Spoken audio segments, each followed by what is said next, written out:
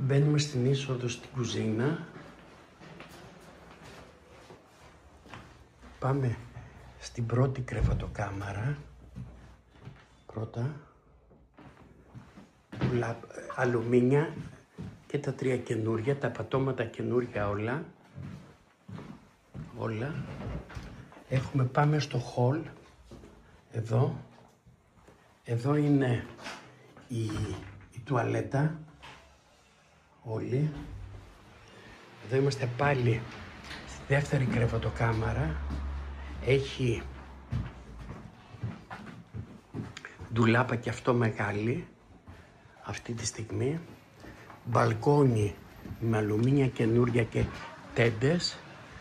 Καινούριο μπαλκόνι.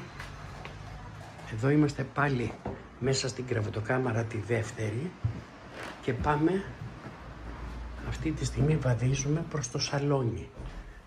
Εδώ είμαστε στο σαλόνι. Αρχίζει από εδώ. Εδώ. Έχει 2 air condition αυτή τη στιγμή το σπίτι και εδώ είναι ο διάδρομος και το σπίτι.